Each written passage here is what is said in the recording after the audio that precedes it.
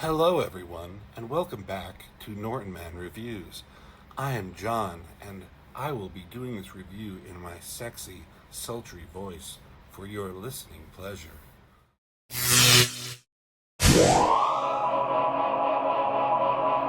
No. We're not going to do that. But thank you. Welcome back.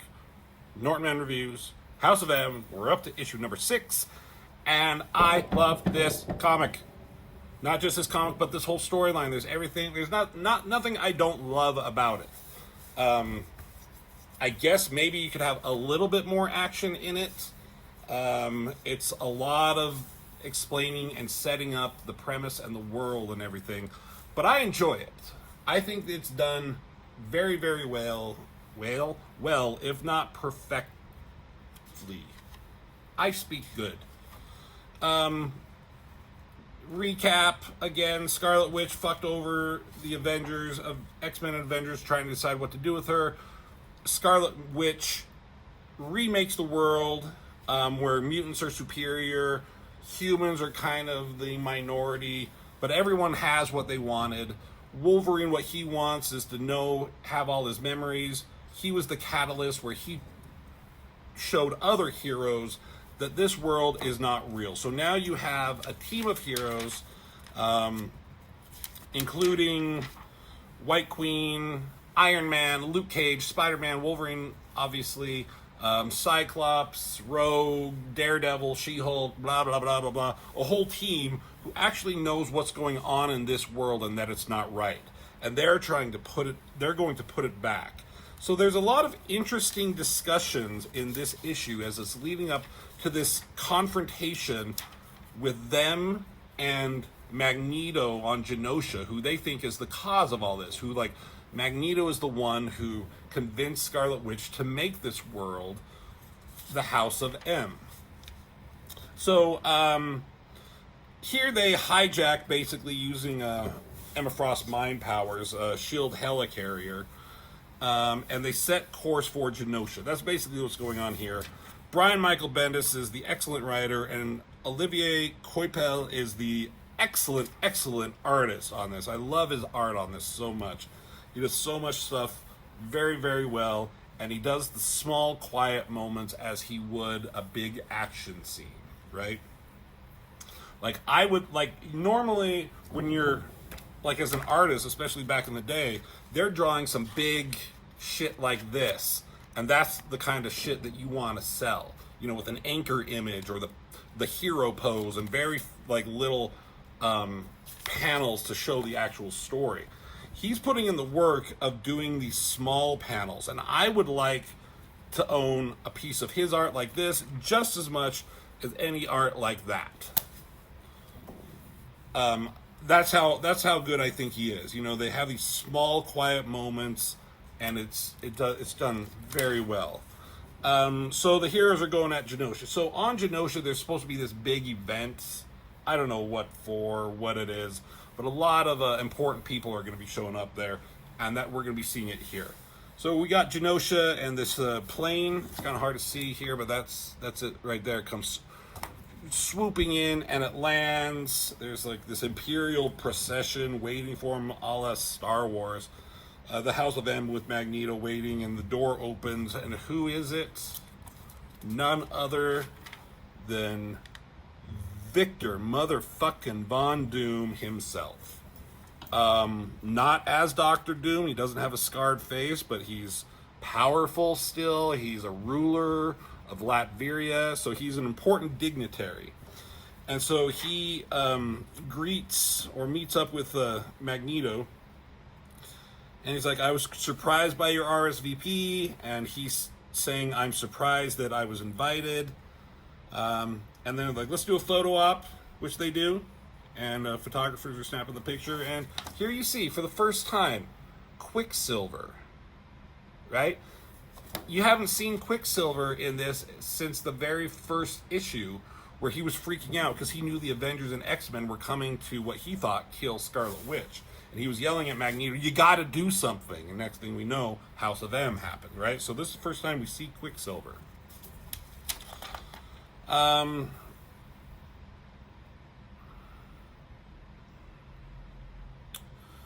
So here we are on the helicarrier. There's no Captain America, because in this world, Captain America was an old man, and he wasn't going to be of any use to this by bringing his memories back. So, de facto leader turned out to be Cyclops, and, which I think is smart. Brian Michael Bendis knows his characters. Obviously you want Captain America to be the guy leading, but Cyclops is a seasoned combat veteran and leader. He knows what he's doing, right? So he kind of starts telling everybody, like, okay, rest, eat up while you can. Rogue is sitting here. She's huffing. She's fucking pissed about this whole thing. Luke Cage, he swipes a phone and he tries calling to get hold of Jessica Jones, who I don't know if he's married. I don't think he's married to her yet.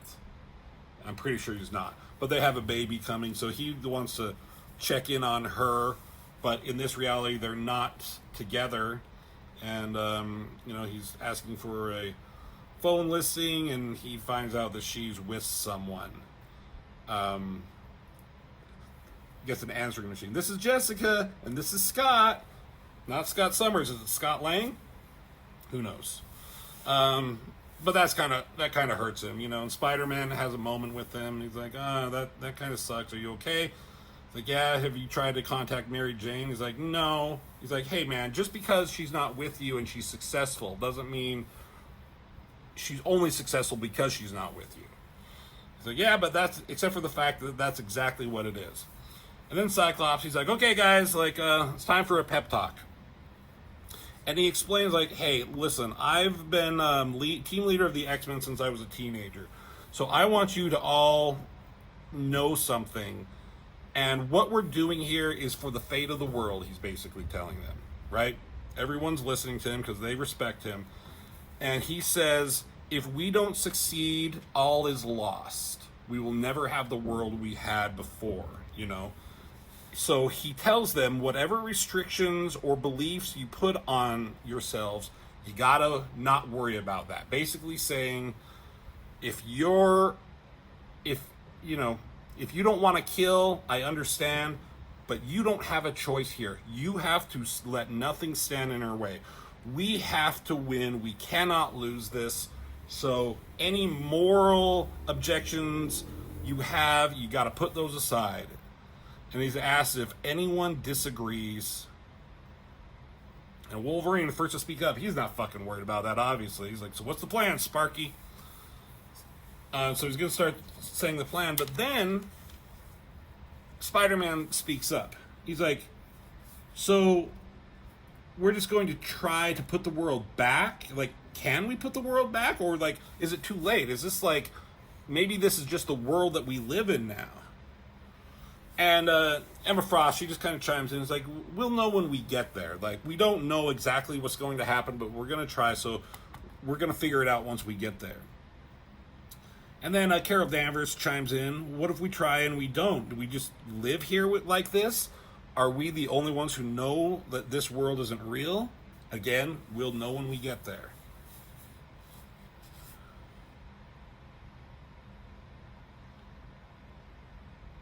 And Kitty Pryde chimes in.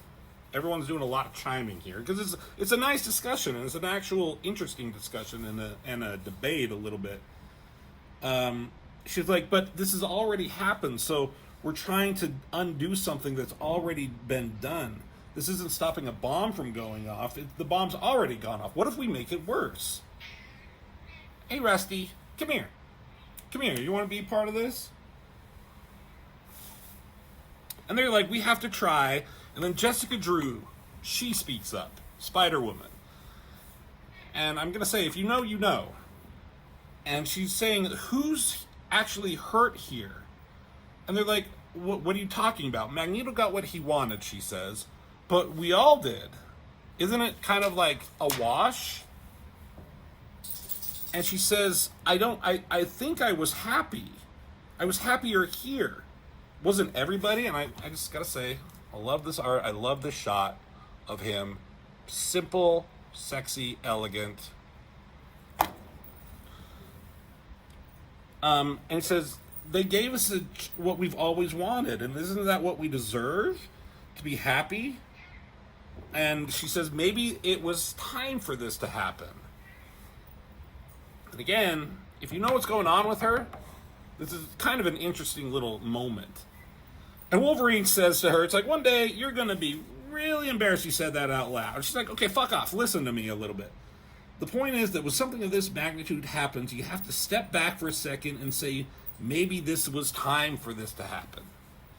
Who are we to decide how the world is supposed to be? When the meteors hit the Earth and destroyed a species like the dinosaurs, it's a natural selection, right? Like he said, a meteor just hit the Earth. Maybe that was supposed to happen. Maybe mutants are supposed to become the dominant species. And Wolverine's like, that's two things that you're going to be embarrassed you said out loud. And then she says, you just don't know if I'm right or wrong, and it scares you, and it should. So it's an interesting thing. Like, the world was what it was, and they know that this world is not right. But this world is better. So why should they make it, like, put it back to where it was?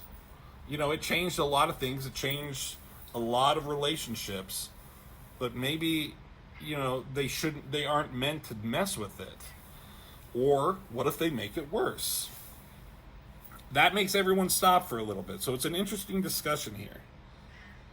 And they just like, no, we have to try. We have to find Xavier. And through all this, Spider-Man is just, excuse me, gotta go out. Rusty, come here. Rusty. Well, hi, Kaylee. It's not time for dinner yet. When I'm done with this, then you can have dinner. Here, come here. Come here. Come here.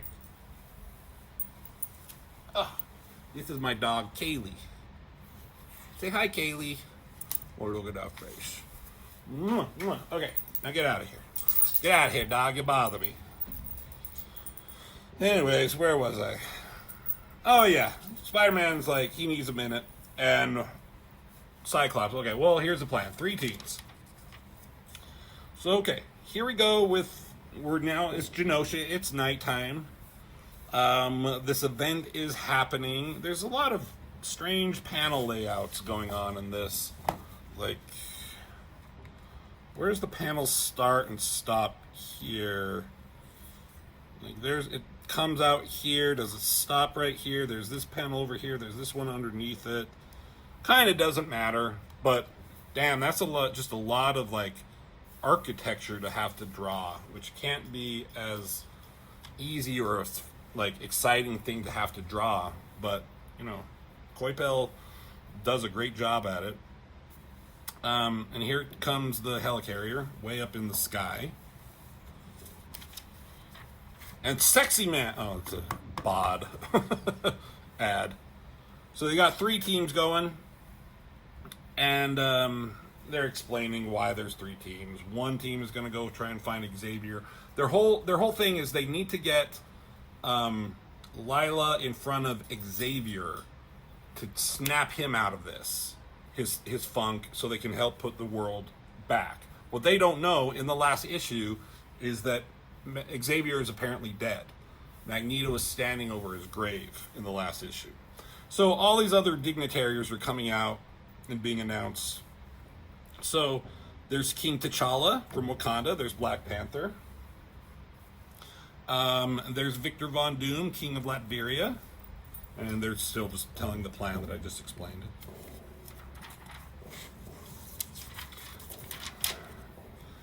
Janice Vell, visiting delegate all the way from the Kree Empire. Everyone's here for Magneto and the House of M.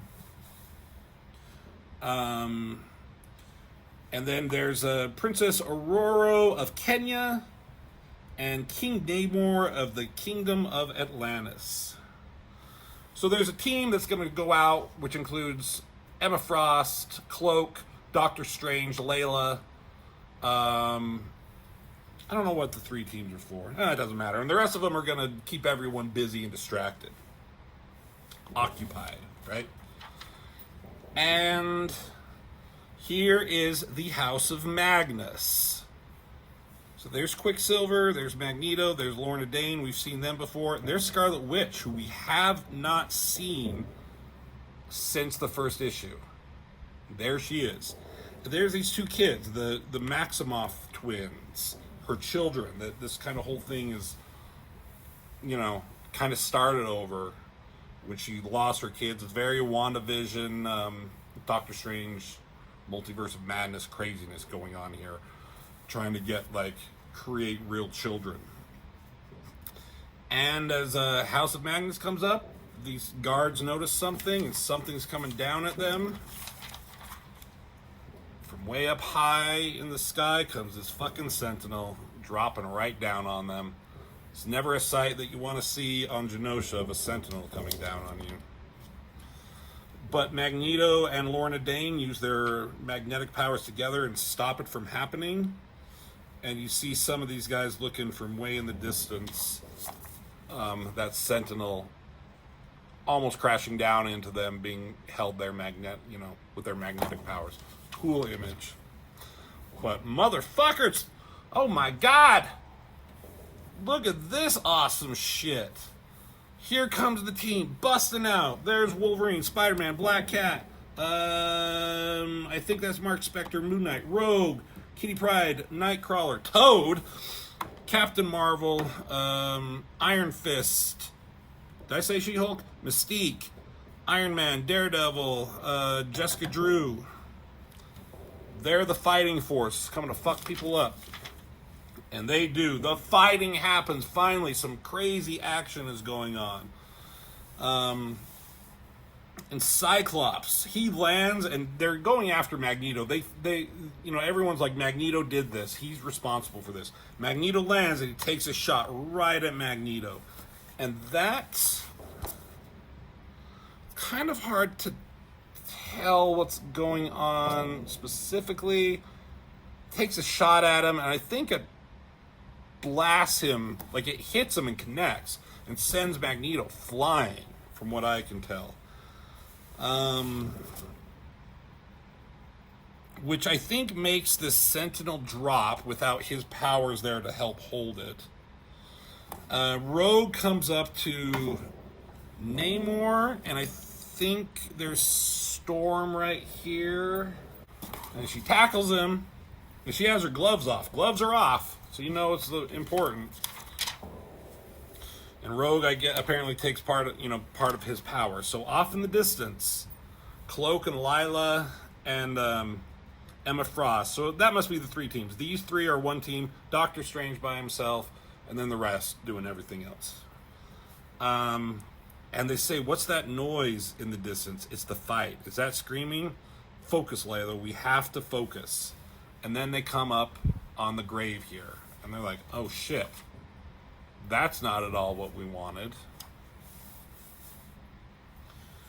And they're like, what does that mean? Is that it? Are we done? And Cloak says, wait just a second. And he uses his crazy, teleporting powers, and he sinks down into the ground, and he comes back up. He's like, he's not going to drag up some bones, is he? And when Cloak comes up, he's like, there's nothing there. No coffin, no body, just dirt. There's nothing there. Xavier's not here. He's not dead. It's not over yet. Creepy with Cloak's eyes and his little pinpoint pupils. But again, such good setups.